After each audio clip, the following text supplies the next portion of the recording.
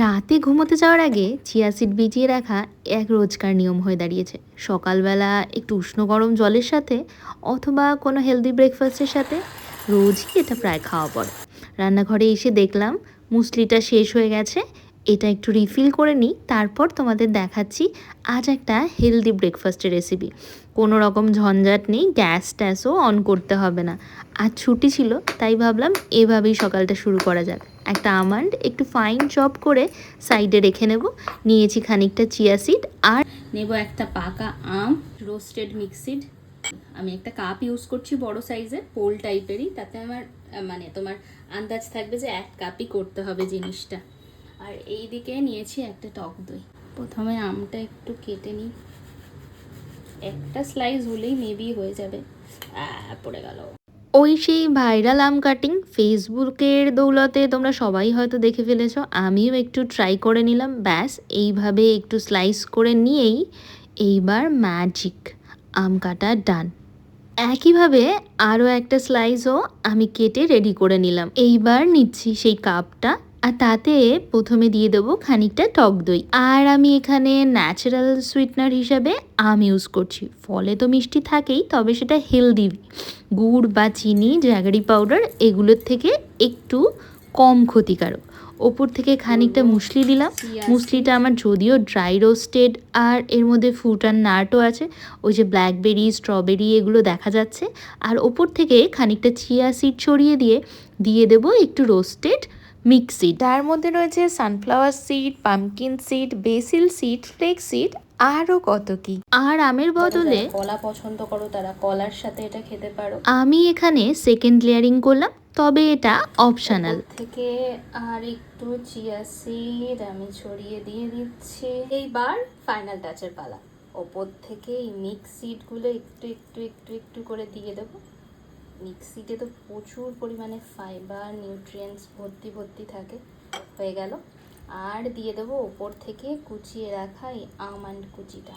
ব্যাস, তাহলেই একটা হেলদি টেস্টি ব্রেকফাস্ট তোমার জন্য একদম রেডি। এইবার একটা চামচ দিয়ে ভালো করে মিক্সড করে সকালে একটা ঠান্ডা ঠান্ডা হেলদি ব্রেকফাস্ট এনজয় করাই যায় খবরের কাগজের সাথে, অথবা গল্পের বই, অপশনাল। যে যেটা পছন্দ করো সেটা করতেই পারো। আমি বারান্দায় এসে বসে একটুখানি আয়েশ করে এসব খেয়ে দে, তারপর গেলাম ফ্রেশ হয়ে স্নান করে নিতে। আজ রান্নাবান্নার ঝামেলা তেমন একটা নেই, কারণ কালকের লেফট ওভার কিছু খাবার আছে, সেটা আমার দুপুরে হয়েই যাবে। রাতে অনুমিত্র ফেরার পর কিছু একটা বানানো যাবে। কিন্তু অনুমিত্র ফিরে বললো চল মুভি দেখে আসি। আর যেমন ভাবা তেমন কাজ, কর্তার ইচ্ছেই কর্ম।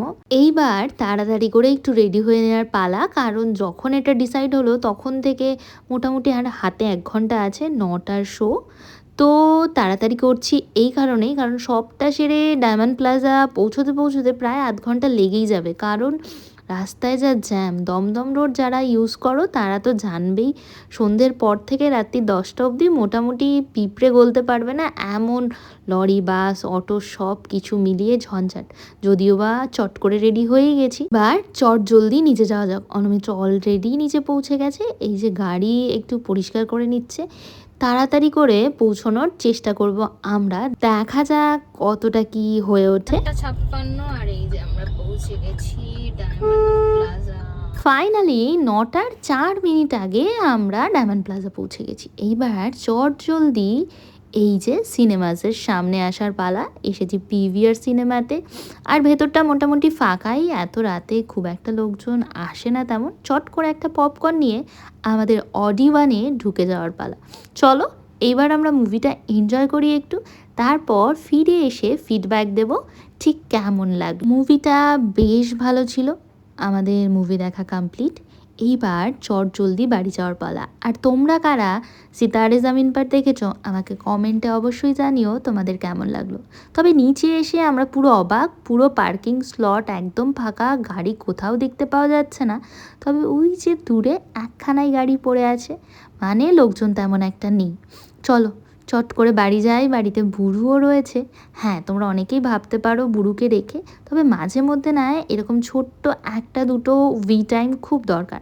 লাস্ট বোধহয় আমরা পয়লা বৈশাখের দিন বেরিয়েছিলাম, ওই মুভিটা কি যেন নাম, ও হ্যাঁ কিল বিল সোসাইটি, ওটা দেখতে।